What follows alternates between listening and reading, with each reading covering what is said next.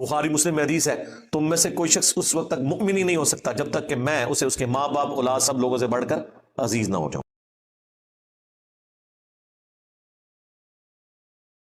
تراویح کی نماز نفلی نماز ہے، یہ فرض نماز نہیں ہے۔ تراویح کہہ لیں اسے اپروپریٹ اس کے لیے ورڈ یوز ہوا ہے جو احادیث کی کتابوں میں، وہ ہے قیام اللیل، رات کا قیام کرنا، اور تہجد بھی اسی نماز کا نام ہے، وطر کی نماز بھی اسی نماز کو کہتے ہیں، اور تراویح کی نماز بھی اسی نماز کو کہتے ہیں۔ یہ الگ سے ایک بحث ہے، یوٹیوب پہ میرا ایک کلپ ہے تراویح 8 یا 20، وہ آپ دیکھ لیں، میں نے یہ ساری بحث اس میں الحمدللہ کی ہوئی ہے۔ صحیح بخاری اور صحیح مسلم کی متفق علیہ حدیث ہے، آپ صلی اللہ علیہ وآلہ وسلم نے فرمایا کہ اپنے گھروں میں نماز پڑھا کرو، آدمی کا فرض کے نماز کے سوا سب سے افضل نماز پڑھنا وہ ہے جو وہ نفلی نماز اپنے گھر میں پڑھتا ہے۔ یعنی آپ نے کلیریفائی کر دیا کہ یہ میں فرض نماز کے بارے میں بات نہیں کر رہا، وہ بھی کیٹاسٹرافک کنڈیشن میں گھر میں پڑھی جا سکتی ہے۔ نفلی نماز بخاری مسلم کے الفاظ ہیں، نماز مسجد میں پڑھنے سے افضل نفلی نماز گھر میں نماز پڑھنا ہے۔ پھر بخاری اور مسلم دونوں میں ایک اور حدیث ہے کہ نبی علیہ السلام نے فرمایا کہ اپنی فرض نماز کے بعد نفلی نماز کا کچھ نہ کچھ حصہ اپنے گھروں میں پڑھا کرو، اپنے گھروں کو قبرستان مت بناؤ۔ پھر صحیح مسلم میں ایک حدیث ہے، آپ علیہ السلام نے فرمایا کہ اپنے گھر میں جب کوئی بندہ نفلی نماز ادا کرتا ہے تو اللہ تعالیٰ اس کی برکت سے اس کے گھر میں خیر و برکت نازل فرماتا ہے، تو اپنے فرض کے سوا نفلی نمازوں کو گھروں میں ادا کرو۔ یعنی یہ مسلسل بخاری مسلم کی احادیث اس چیز کی ترغیب دلا رہے ہیں کہ نفلی نماز تو گھر میں ویسے ہی گھر میں پڑھنی چاہیے۔ اب جہاں تک تراویح کا ایشو ہے، بخاری اور مسلم دونوں میں حدیث ہے سیدنا زید بن ثابت رضی اللہ تعالیٰ عنہ سے، وہ کہتے ہیں نبی علیہ السلام کے لیے مسجد نبی میں حجرہ لگایا گیا، آپ نے ہمیں قیام اللیل رمضان کا کروایا، 2 یا 3 راتوں تک کروایا، اور پھر آپ علیہ السلام اپنے حجرے سے باہر نہیں نکلے، لوگ باہر سے کھانستے رہے نبی علیہ السلام کو متوجہ کرنے کے لیے کہ ہم اتنے لوگ مسجد میں آئے ہوئے ہیں، اور وہ کہتے ہیں کہ صحابہ کا رش بڑھ گیا مسجد میں، ظاہر مزہ آ رہا تھا، اللہ کے نبی قرآن پڑھ رہے تھے، تو نبی علیہ السلام فجر کے وقت پھر باہر نکلے، اور آپ فرمایا کہ مجھے تمہارے موجودگی کا پتہ تھا لیکن میں جان بوجھ کے باہر نہیں نکلا، کیونکہ مجھے یہ خدشہ ہوا کہ کہیں یہ اللہ تعالیٰ کو نماز اتنی پسند نہ آئے کہ وہ تم پہ فرض ہی کر دے اور تم پھر اس کا خیال ہی نہ رکھ سکو، تو امت پہ شفقت یہی ہے کہ یہ فرض نہ ہو۔ اور پھر ایک طریق کے اندر بخاری کے الفاظ ہیں، آپ علیہ السلام سخت ناراض ہوئے اسی حدیث میں، اور آپ نے فرمایا کہ جاؤ اپنے گھروں میں جا کے نماز پڑھو، اور وہ جو میں نے پہلی حدیث بیان کی تھی نا، وہ اسی حدیث کا حصہ ہے۔ آپ علیہ السلام فرمایا کہ مرد کا فرض کے سوا باقی جو نفلی نمازیں، سب سے افضل نماز وہ ہے جو اپنے گھر میں پڑھتا ہے، میری اس مسجد میں نماز پڑھنے سے بھی بہتر نماز ہے۔ یعنی اللہ کے نبی کے پیچھے کوئی فرض نماز کے سوا نفلی نماز پڑھے اور مسجد نبی میں بھی پڑھ رہا ہو، تب بھی ان دونوں سے بہتر ہے گھر میں وہ نفلی نماز پڑھے۔ تراویح کی نماز نفلی نماز ہے، سنت موقدہ کہہ لیں جو بھی اس کو ساتھ کہنا ہے تو نفلی نماز ہے، تو باقی چیزیں تو پھر بالکل چھوٹی رہ جاتی ہیں۔ اگر اللہ کے نبی کے پیچھے پڑھنے سے، مسجد نبی میں پڑھنے سے بہتر ایک مرد کے لیے گھر میں نفلی نماز پڑھنا ہے، اور یہ قیام رمضان کی بات ہو رہی ہے تراویح کی، تو نبی علیہ السلام نے ترغیب دلائی کہ قیام رمضان گھر میں کیا جائے، اس چیز کی آپ علیہ السلام نے ترغیب دلائی، اور یہی وجہ ہے کہ آپ کو پتہ ہے شیعہ کا اس میں پھر بڑا ایکسٹریم موقف ہے، وہ تو اسے بدعت سمجھتے ہیں، اور دوسری طرف سنیوں نے ایک ایکسٹریم رویہ اختیار کیا ہے کہ پبلک کو یہ کہانی کرا دی کہ جو تراویح نہیں پڑھتا اس کا روزہ ہی نہیں ہوتا۔ اب جب ہم کہتے ہیں کہ یہ کہاں لکھا ہوا ہے تو کہتے ہیں ہم نے تو کبھی کہا نہیں ہے، تو یہ کون کہانی کروا گیا؟ صدیوں سے کہہ رہے تھے کہ جی وہ بغلوں میں بت رکھ کے آتے تھے، ابھی بھی کروڑوں عوام ان کی یہی کہتی ہے، لاکھوں نہیں کروڑوں، تو رفع الدین ہوتا تھا، ہم کہتے ہیں کہاں لکھا ہے، کہتے ہیں جی پتہ نہیں۔ یعنی وہ اسی طریقے سے جیسے وہ کہتے ہیں نا یہ ہمارا جوڈیشری کا بیان نہیں ہے، یہ ویسے ہم نے ایک بیان دیا ہے، مزہ بھی لوٹ رہے ہیں ان بیانات کا، پبلک کو کہانی کروائی ہوئی ہے، اور دوسری طرف جب ہم اس کو لے کے آتے ہیں علمی عدالت کے اندر تو منکر جاتے ہیں، یہاں پہ بھی انہوں نے یہ کیا ہوا۔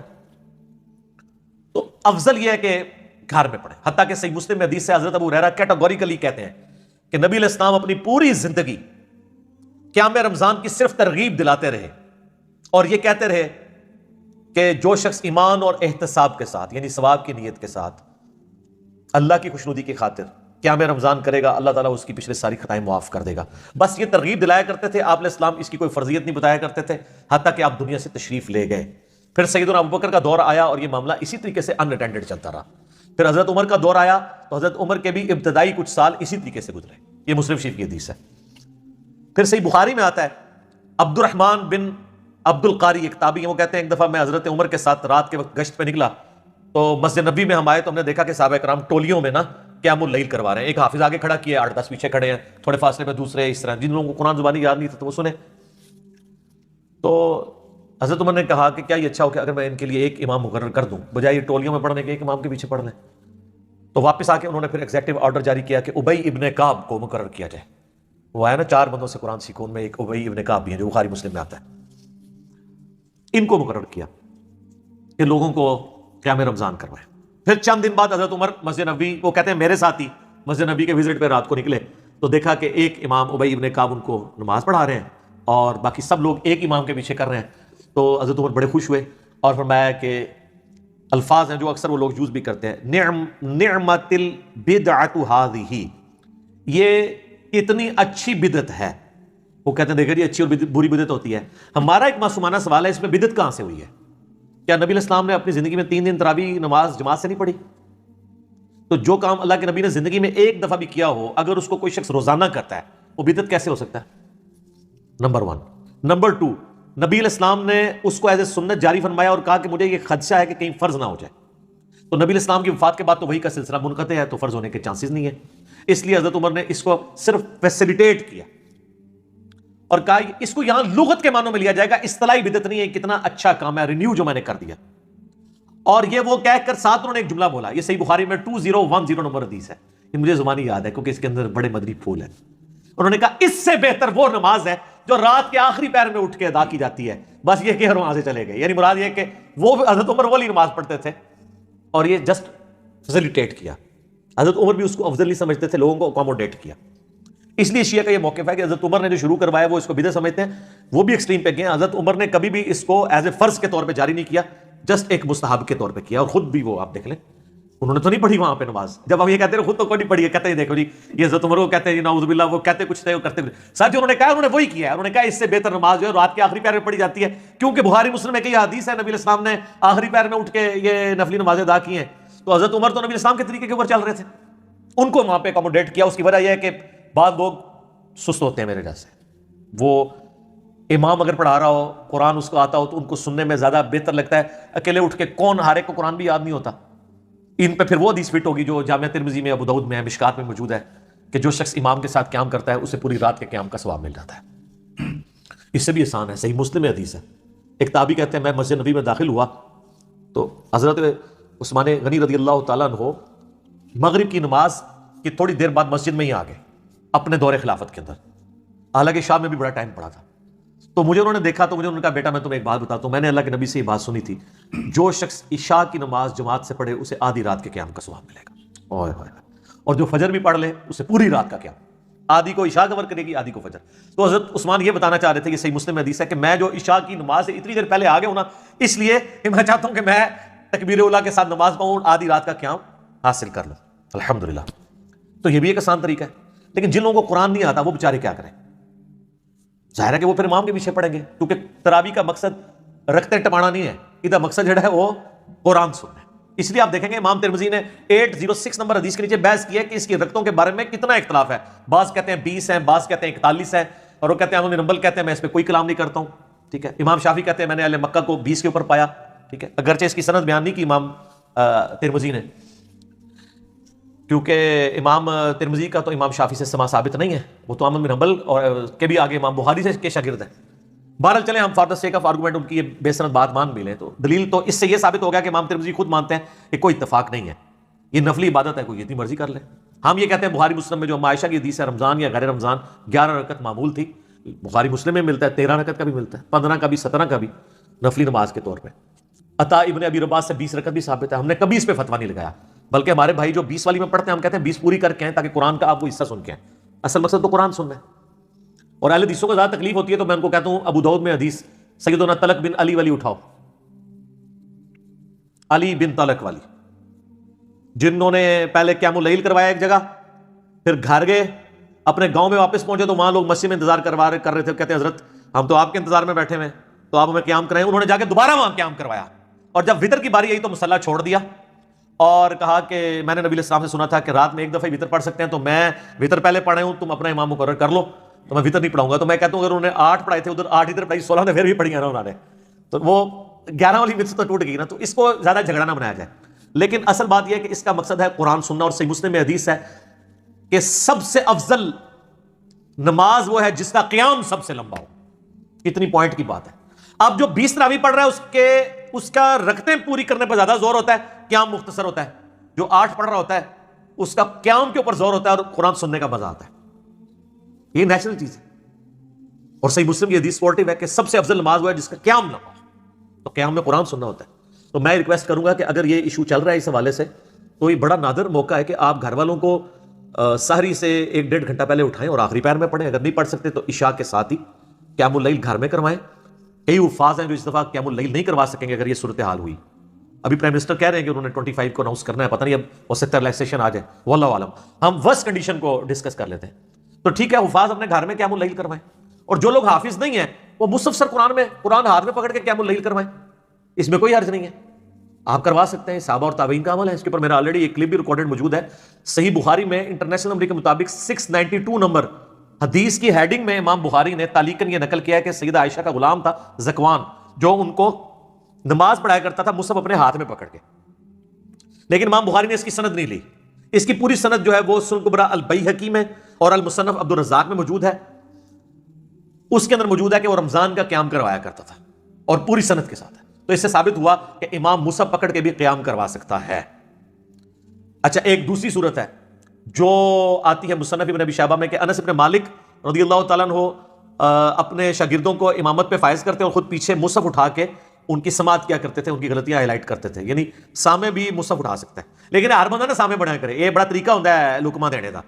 ہر بندے کو نہیں ہے کہ بعض اوقات وہ متشابہ آیات آتی ہیں, خام لقمہ دے دیں گے, کنفیوز ہو جاتا ہے. وہ قاری 1-2 آیات آگے جا کے اس کو خود اندازہ ہو جاتا ہے, وہ واپس آ جاتا ہے.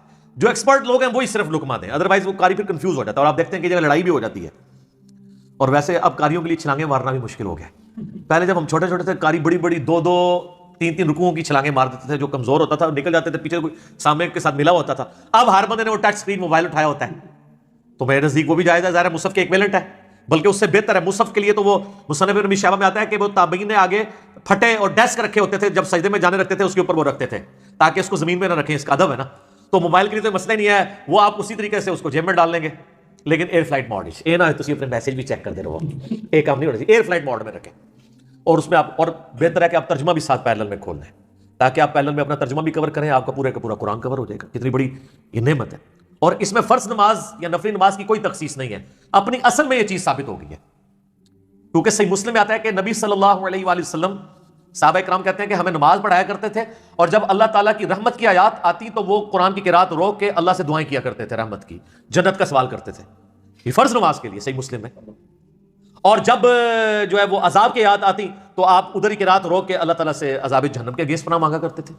تو اس میں فرض و نفل کی کوئی تخصیص نہیں ہے. اپنی اصل میں چیز ثابت ہے کہ آپ اس طریقے سے دیکھیں کتنی کنسنٹریشن ہے, آپ کو تراویح پڑھنا آسان ہو جائے گا. ادروائز آپ کو تو کوئی انٹرسٹ نہیں ہے سوائے طرز کے, بس ٹون کے ساتھ لوگ چل رہے ہوتے ہیں. اور بات تو اس میں ہوتے ہیں کہ بس یا لمون تعلمون سمجھ آئے, 20 منٹ میں 20 تراویحیں ختم ہو جائیں. حالانکہ اس کا مقصد تو قرآن سننا ہے. میرے خیال میں ایٹ لیسٹ تراویحوں میں 2 گھنٹہ چاہیے ہوتا ہے, اگر آپ نے مصحف کا اتنا حصہ پڑھنا ہے کہ آپ ایک رمضان میں پورا قرآن مکمل کریں. اور آپ دیکھ لیں اہل حدیث کتنے آرام سے پڑھتے ہیں, عموماً 2.25 گھنٹے ان کے لگتے ہیں 8 تراویح. تو حنفی تو 2 دفعہ 20 پڑھ کے چلے جائیں تو اتنے وقت میں جا سکتے ہیں. ٹھیک ہے, تو وہ مقصد نہیں ہے نا. تو اہل حدیث کے یہاں آپ کو پتا قرات کا بھی شوق بھی ہے, پھر پڑھتے بھی سکون کے ساتھ ہیں, کچھ چھلانگیں بھی نہیں ہوتی ہیں. اور ہر دوسرے بندے نے موبائل اور مصحف, آپ حرمین میں بھی دیکھ لیں لوگوں نے مصحف اٹھائے ہوتے ہیں, وہ کاری غلطی کر نہیں سکتا, فوراً پکڑا جائے گا, ڈنڈی مار نہیں سکتا. تو یہ ایک بہت بڑی نعمت ہے, اس کو یوٹیلائز کریں. میں تو کہتا ہوں یہ موقع آیا کہ اپنے گھر میں آپ قیام اللیل کروائیں, ڈیسک رکھے سامنے, مصحف ہاتھ میں اٹھائیں یا موبائل میں آپ یہ قیام اللیل کروانا شروع کریں. اور پیچھے والے جو ہیں وہ بھی بے شک لے کے کھڑے ہو جائیں, ساتھ ترجمے والا قرآن ہو تو زیادہ بہتر ہے, تاکہ آپ کو پتہ چلے کہ کیا پڑھا جا رہا ہے, آپ بڑا انجوائے کریں گے اس کو. تو میں تو کہتا ہوں اس موقع کو غنیمت جانیں. اور اس کی اصل کو سپورٹیو حدیث بھی ہے, بخاری مسلم دونوں میں حدیث ہے کہ نبی علیہ السلام اپنی نواسی امامہ بنت ابی العاص کو اپنی گود میں اٹھا کے, صحابہ کرام کہتے ہیں میں فرض نماز کی امامت کروایا کرتے تھے. جب آپ رکوع اور سجدے میں جانے لگتے تو اس بچی کو سائڈ پہ بٹھا دیتے, جب آپ قیام میں آتے دوبارہ اٹھا کے گود میں اٹھا لیتے. اور سنن نسائی میں اور مسند احمد میں تو سیدنا حسن حسین کے بارے میں کہ نبی علیہ السلام ان کو اٹھاتے تھے, کندھے پہ سوار ہوتے تھے, نماز پڑھ رہے ہوتے تھے, جب آپ رکوع میں جانے لگتے اٹھا کے سائڈ پہ رکھتے, جب سجدے میں جاتے وہ پھر چڑھ جاتے اوپر, پھر آپ علیہ السلام سجدہ لمبا کر دیتے, اور جب آپ 2 سجدوں کے درمیان بیٹھتے اٹھنے لگتے تو یوں پکڑ کے سائڈ پہ کرواتے. بعد میں صحابہ کرام نے کہا یا رسول اللہ گھر چھوڑ آتے ہیں, تو آپ کہتے نہیں ٹھیک ہے. تو یہ اصل موجود ہے کہ اگر بچوں کو نواسوں کو اٹھا کے آپ فرض نماز پڑھا سکتے ہیں تو سر مصحف اٹھا کے کیوں نہیں؟ یہ اس کی اصل ہے. یہ اس لیے کہ یہ احادیث کے اندر ہے. تو انہوں نے فقہ حنفی میں در مختار میں لکھا ہے کہ آپ کتا اٹھا کے, اگر سر لکھا ہوا ہے برا نہ بنائیے, کتا اٹھا کے وہ کہتے ہیں اگر آپ نماز پڑھیں تو آپ کی نماز درست ہے, لیکن اگر آپ بچے کو اٹھا کے نماز پڑھیں تو نماز درست نہیں ہے، کیونکہ وہ حدیث میں ہے اور ہم نے ہر کام حدیث کے الٹ کرنا ہے. لیکن وہ لکھا ہے اس میں ایک وہ لکھا ہوتا ہے نا فائدہ فے ڈال کے، ٹھیک ہے. بعض لوگ وہ لکھتے ہیں نا ایک مدنی پھول بھی ساتھ میں لکھا ہے کہ بہتر یہ کہ جب آپ کتا اٹھا کے نماز پڑھنے لگے تو اس کا منہ باندھ دے، کیونکہ کتے کی تھوک ناپاک ہوتی ہے کہ وہ زبان ہی نہ مار دے. آپ کو اتنی کڑی ضرورت ہے کہ کتا چک کے نماز پڑھنی ہے، سائڈ سے مارو کتا بھائی، کتے کو باندھ دیں وہ ٹاؤں ٹاؤں بھی کرتا رہے، انہوں کی تکلیف ہے. مسئلہ ہوتا ہے بچے کا. اور جناب بخاری مسلم میں حدیث ہے، نبی علیہ السلام فرماتے ہیں کہ بعض اوقات میرا دل کر رہا ہوتا ہے میں لمبی قرات کروں، لیکن میں کسی بچے کے رونے کی آواز سنتا ہوں تو میں اپنی قرات مختصر کر دیتا ہوں کہ اس کی ماں کے دل پہ کیا گزر رہی ہوگی. یہ بخاری مسلم دونوں میں حدیث ہے. تو بچے کی تو پھر بھی امپورٹنس ہے. کتے کو اٹھا کے نماز، وہ کہتے ہیں کتے کو اٹھا کے پڑھیں تو ہو جائے گی، بچے کو اٹھا کے پڑھیں گے تو نہیں ہوگی، اس لیے کہ بخاری مسلم میں لکھا ہے وہ بابوں نے بتایا. تو سر اس لیے تو ہم کہتے ہیں کہ مرنے سے پہلے اے مسلمان کر لے اس پہ غور. کتابوں کا خدا اور ہے، بابوں کا خدا اور. کتابوں کا جہاں اور ہے اور بابوں کا وکھرا جہاں اور. ٹھیک ہے، اس کا ایک اپنا وکھرا جہاں ہوتا ہے، اس کا اپنا ایک جہاں ہوتا ہے، یہ وہ ہے جہاں. تو یہ موقع کو غنیمت جانیں. اور میں یہ تو کہوں گا یہ قیام اللیل بہت بڑا موقع ہے اس وقت کہ آپ گھروں میں قیام اللیل کروائیں. اگر تراویح بندی لگتی ہے تو یہ نہیں ہے کہ آپ تراویح سے جان چھڑا لیں قیام اللیل سے. قرآن، اور ویسے تو پورا سال ہی قیام اللیل ہونا چاہیے. ابھی بھی کئی قاری حضرات ہیں جو یعنی جو جہری نمازیں ہیں ان میں پورا قرآن کور کرتے ہیں، ایٹ لیسٹ فجر میں وہ کرتے ہیں، اس لیے کہ وہ چاہتے ہیں کہ ہمیں سال تک پورے یعنی اگلے رمضان آنے تک قرآن یاد بھی رہے. سال بعد کھولیں گے تو کئی ایک آیات پھر بھول بھی جاتی ہیں. تو اس میں آسان طریقہ یہ ہے کہ آپ کنٹینیوس اس کو کور کرتے رہیں. تو میں سمجھتا ہوں کہ گورنمنٹ نے اس طرح کی کوئی بندی لگائی ہے تو اس میں کوئی ایسا مسئلہ نہیں ہے. آپ اس کو یوٹیلائز کریں اور اس کو ایک اپرچونٹی سمجھیں قرآن کو گو تھرو کرنے کی. تو گھروں میں تراویح کا اہتمام کریں. مسجد میں اگر نہ بھی ہوئی گھروں میں جماعت کے ساتھ کریں، خصوصاً جو بچے حافظ ہیں. لیکن وہی کوارنٹین میں ہی رہتے ہوئے یہ نہیں ہے کہ ایک بچہ دوسرے گھر میں جائے پھر ایشو اپنی جگہ رہے گا، اپنے اپنے گھروں میں رہے. دیکھ کے تو ہم قرآن پڑھ ہی سکتے ہیں نا. اچھا یہ بھی ضروری نہیں ہے کہ آپ نے پورا مصحف کور کرنا ہے، جتنا آپ کے لیے آسانی آپ وہ پڑھ لیں. ایک پارہ ختم کر لیں. میں کہتا ہوں سورہ بقرہ بھی اگر کوئی ترجمے کے ساتھ ختم کر لے پورے رمضان میں تو سر اس نے بہت کچھ حاصل کر لیا. یہ تو آپ پورے رمضان کی بات کر رہے ہیں نا. الموطا امام مالک میں آتا ہے، بخاری میں تو آیا تھا نا کہ ابی بن کعب کی ڈیوٹی لگائی. الموطا امام مالک میں گولڈن چین کے ساتھ آتا ہے. یعنی امام مالک نے سنا ہے امام نافع سے اور عبداللہ بن عمر سے، اور ایک اور گولڈن چین. یہ تو خیر حدیث دوسری تھی، یہ جو حدیث میں بیان کرنے لگا ہوں اس میں بھی جو صائب بن یزید جو ہیں صحابی ہیں، اور ان کا پوتا جو ہے نا وہ ان سے سماعت کرتا ہے اپنے دادے سے، اور اس سے امام مالک نے سنا. بہترین گولڈن چین ہے کہ تمیم داری اور ابی بن کعب کو حضرت عمر نے ڈیوٹی لگائی کہ 11 رکعتیں رمضان میں پڑھائیں. اور اتنی لمبی قرات ہوتی تھی کہ صحابہ کہتے ہیں ہم ختم سیری جب یعنی سیری کا جو ختم سیری کا وقت ہونے والا ہوتا تھا اس وقت کے قریب کہیں جا کے فارغ ہوتے تھے، اور بعض کا لوگ تھک جاتے تو لاٹھیوں کے سارے قیام اللیل کرتے تھے. یعنی سیری کا بھی وقت بڑا تھوڑا ملتا تھا. یہ الموطا امام مالک میں ہے. اور یہ ایسی چیز ہے جو ان کے گلے کی ہڈی ہے کہ جو ہم کہتے ہیں حضرت عمر نے 20 شروع کرائی ہیں. تو الموطا امام مالک جو روئے عرض پہ سب سے پہلے حدیث کی کتاب ہے اس میں تو لکھا ہے حضرت عمر نے 11 رکعت شروع کروائی ہے. وہ کہتے ہیں جی 11 بھی تھی لیکن وہ 20 والی بھی آگے ایک روایت ہے. وہ روایتی منقطع ہے. یزید بن رمان نے تو حضرت عمر کا زمانہ ہی نہیں پایا. پھر بھی ہم کہتے ہیں آپ نے کرنا چاہتے ہیں آپ ضرور کریں، لیکن ایک غریب ہو تو بدتمیز نہ بنو. پلے شاید کوئی نہیں ہے. بخاری کہہ رہی ہے ابی بن کعب کی ڈیوٹی الموطا امام مالک میں. امام مالک نے ترتیب سے حدیث لی ہے. پہلے تو وہ بخاری والی حدیث ہی ہے لیکن امام بخاری سے پہلے لی انہوں نے حدیث، جو کتاب پہلے لکھی گئی کہ ابی بن کعب کی ڈیوٹی لگے. وہی عبدالرحمن بن عبد القاری والی حدیث جو حضرت عمر ڈیوٹی لگا کے تو چلے گئے وہاں سے. اور ابی بن کعب کا لکھا کہ انہوں نے 11 رکعت پڑھائی، اور اس میں الفاظ ہیں کہ امام 8 یعنی جب تراویح کی رکعت میں یعنی 11 رکعت پڑھایا کرتے تھے، اور سورۃ البقرہ امام جب 12 رکعتوں میں ختم کرتا تھا نا تو ہم اس وقت ریلیکس کیا کرتے تھے کہ یار 8 سکون ہے. ادروائز وہ ظاہر 8 رکعتوں میں کرتا تھا. 12 اس طرح بن گئی نا کہ 8 قیام اللیل کی ہو گئی، اور وتر کی 2 رکعتیں 10، اور 2 عشاء کے فرضوں کی 4 رکعتیں، تو یہ 12 رکعتیں اس طرح پوری ہو جاتی ہیں. تو لہٰذا اہل حدیث جو اکثر لوگ اعتراض کرتے ہیں نا کہ اہل حدیث عشاء کے فرضوں میں کیوں قیام اللیل شروع کروا دیتے ہیں، تو یہ جائز ہے. الموطا مالک میں سپورٹو اس کو حدیث موجود ہے. تو صحابہ کرام تو جناب روزانہ سورہ بقرہ کے برابر پڑھتے تھے. تو سورہ بقرہ کتنے پڑھتا ہے؟ 2.5 پاڑے پڑھتے تھے، اور جا کے ساری کے قریب فارغ ہوتے تھے. اس کا مطلب یا لمون تعلمون نہیں پڑھتے تھے، سکون سے پڑھتے تھے. اچھا میرا سوال ہے، برا نہیں بنانا آپ نے، یہ آپ کے بزرگ جو روزانہ 3 قرآن اور 8 قرآن رات کو پڑھتے تھے وہ کیسے پڑھتے تھے؟ صحابہ کرام تو نہیں پڑھ سکتے تھے.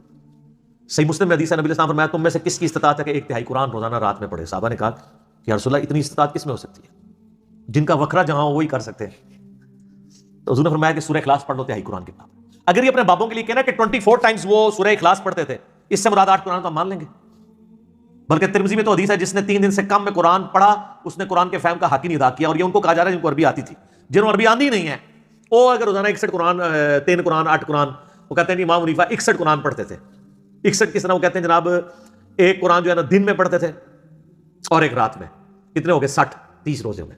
اور ایک تراویح بھی پڑھتے تھے 61 ہو گئے. اور یہ عمومی عمل تھا ان کا، کیونکہ 29 بھی روزے ہوتے تھے. جب 29 ہوتے ہوں گے تو پھر 2 قرآن کام ہو جاتے ہوں گے نا، 59. مطلب کہانی ہے لیکن اس کو ڈسکس کرنے میں تو مسئلہ نہیں ہے. جو مرضی کہانی کراتے رہیں جی، آپ جو مرضی لوگوں کو بتائیں. بہرحال یہ تراویح قیام اللیل گھر میں کروا سکتے ہیں، اور بلکہ یہ افضل ہے کہ گھر میں کیا جائے.